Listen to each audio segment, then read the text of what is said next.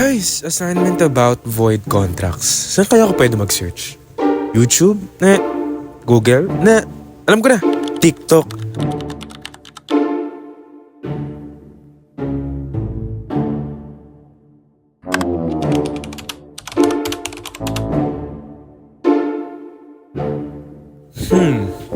Weird. Account ginawa para sa void contracts?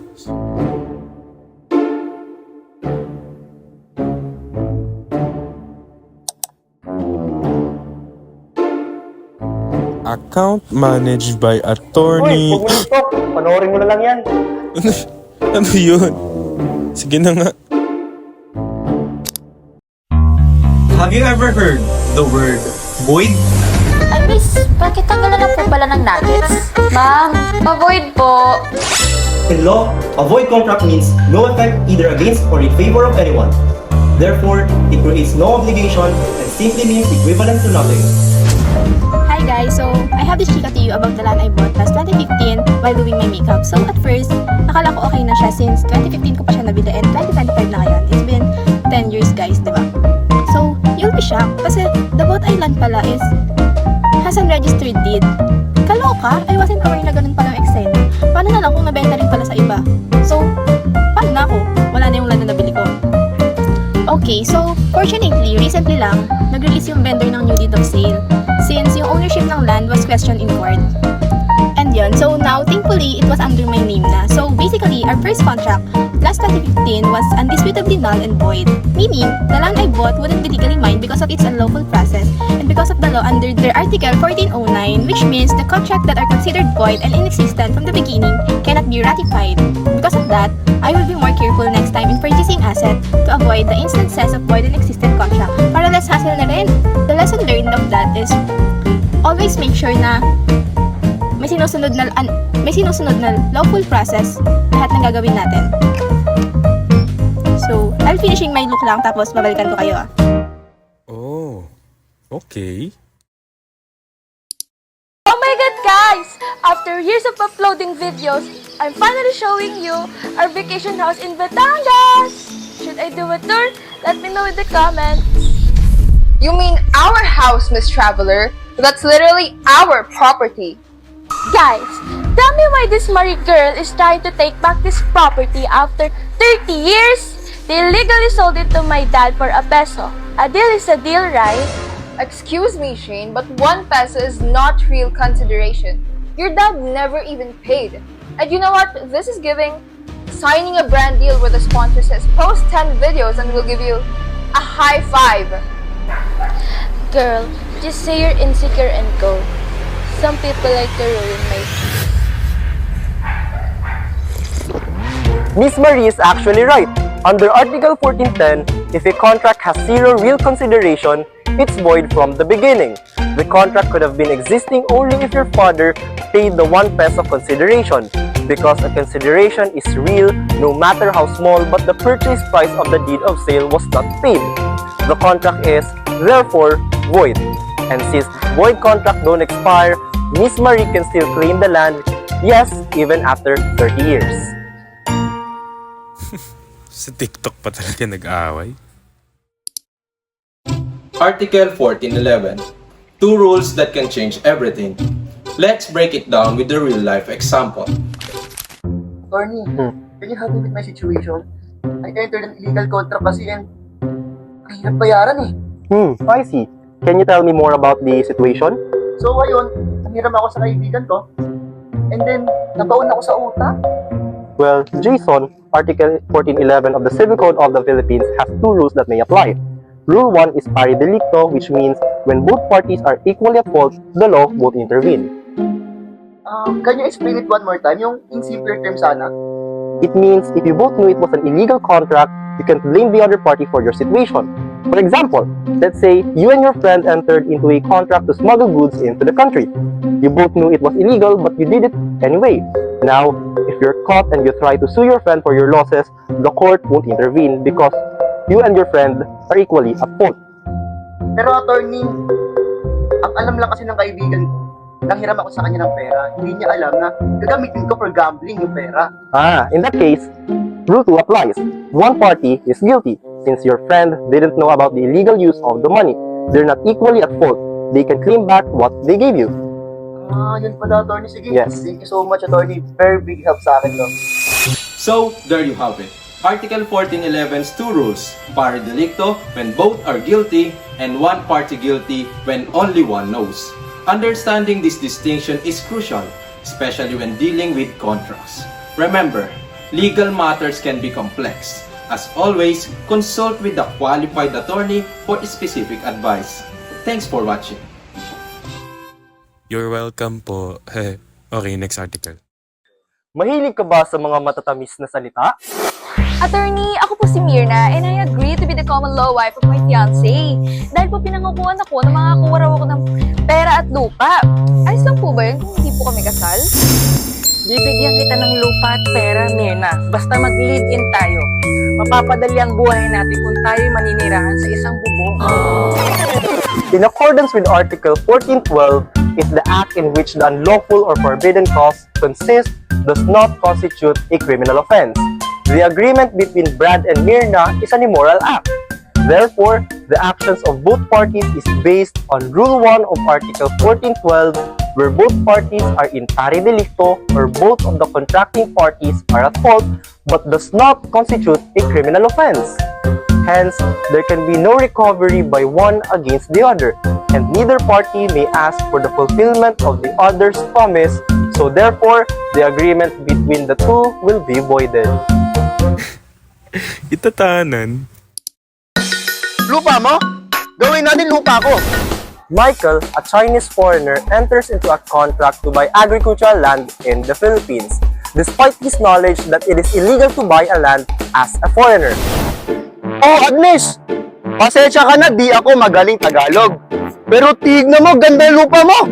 Bigay ko sa'yo 5.2 million. 5.2 million? Oo! Yan, sige, yan ang gusto ko. Ngayon, patasin na natin. Oo! Ano ba? Ang gusto mo ba? Ngayon pa lang papalipat ko na pangalan mo sa titulong ito. Oh, tara na! Tara. Attorney! Oh, tuloy kayo! Attorney, tara, dito ka kaibigan. Attorney! Oh, ano sa dyan nyo? Nangyari kasi, attorney. Good afternoon. Kaibigan ko nga pala. Oh, ni hao. Hello, attorney. Ay. Ako marunong Tagalog. Di na kailangan Chinese, Sige, pag-usensya. Umaupo kayo. Thank you, attorney. Ano sa dyan nyo? Attorney, gusto ko kasing palipat yung pangalan ng titulo ng lupa ko dun sa kaibigan kong Chinese national attorney. Ganun ba? Agricultural land sa binenta mo sa kanya? Oo, attorney. Naku, bawal yan dahil ayon sa Article 12 ng Section 7 ng Philippine Constitution, ipinagbabawal ang pagbebenta ng kahit anumang agricultural lands sa foreigner. Yan ba, attorney? Paano yan? Nabigay niya na agad yung pera kanina lang. Nasa iyo na pala ang pera.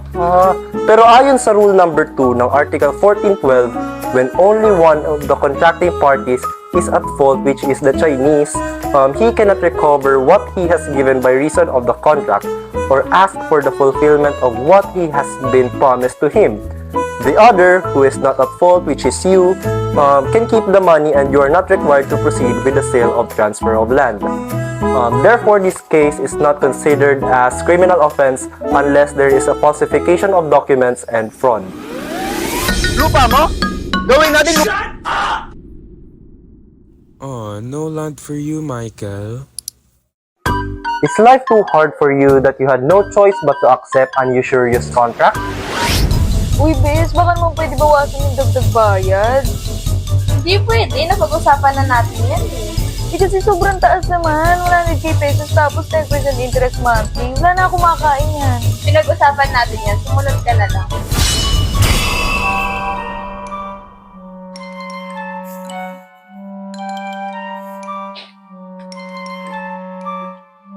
Oh, yan na yung bayad ko. Teka, ba't parang kulang to? Marimar did not need to give back the excess interest in payment as it is usurious. When we say usurious, it pertains to the excessive interest rates. In this case, Marimar has a 10% monthly interest rate and exceeds the legal interest rate set by law. Still, Maricar will get the principal amount back. Okay, lesson learned. Huwag mangungutang. Forgot to pay something when you were a minor? Boss, Ito nga pala yung utang ko sa'yo. Ha? Anong utang? Yung ano? Buti naalala mo pa. Ako kasi nakalimutan ko na eh. Sige, mauna na ako ah. Sige. Huh? Huh? Boss, pwede ko ba wait mo ko yung pera? Hindi pwede. Ay naku mga Gen Z talaga, kaka-ML niyo yan eh. It is indicated in Article 1414, if a minor enters into a contract, it is voidable and cannot be enforced against them. So he is not obligated to return the payment, but he voluntarily did. So there is no way of getting it back. Okay, wag mangutang part 2. Pumasok ka ba sa kontratang hindi mo alam na illegal pala ito? Sir, para ma-secure po ang kotseng binili nyo, kailangan nyo po mag-down payment ng 50,000 pesos. Ganun ba? Sige, transfer ko na lang sa bank account. Thank you, sir. Naku, mukhang na-scam ata ko sa binili kong kotse ah. Ha? Bakit? Tingnan mo. Nakita ko kasi yung aking post doon sa FB na pinagbilang ko ng kotse. Ano ba to? Wala, di paano yan? That situation falls under Article 1415, which states that when a contract is void for being in violation of the law and one party is innocent while the other is guilty, the innocent party may recover what he has given. In this case, the person who buys the car from the illegitimate car dealer can request a refund since it is his right, and he can take legal action to reclaim what he has paid. Dapat kasi maging mapanuri. Ikaw ba ay nagdududa sa produktong nabili mo? Attorney Reyes, bumili ako ng produkto mula sa isang tindahan. Pero nang dumating ako sa lugar ng pinagbilang ko, sinabi nila na ipinagbabawal pala ang pagbebenta nito. Attorney Reyes, anong pwede kong gawin?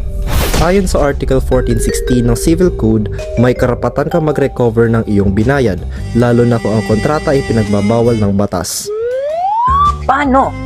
Hindi naman ako parte ng grupo na dapat protektahan ng restriction na iyon. Tama ka.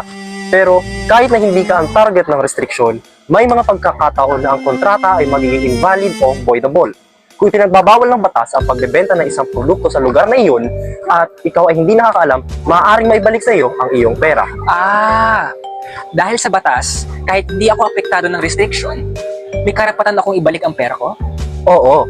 Article 1416 ng Civil Code ay nagbibigay proteksyon sa mga kontrata na lumalabag sa ipinatutupad na regulasyon.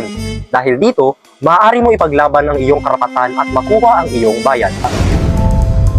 Article 1416 of the Civil Code of the Philippines deals with contracts that violate legal regulations or prohibitions. If a contract involves a subject matter that is prohibited by law and one of the parties is not part of the group that the restriction is intended to protect, the contract may be considered voidable or invalid. In this case, the buyer could recover the money paid, especially if the contract is deemed contrary to law or public policy. Ano kaya yung binili ni Kuya?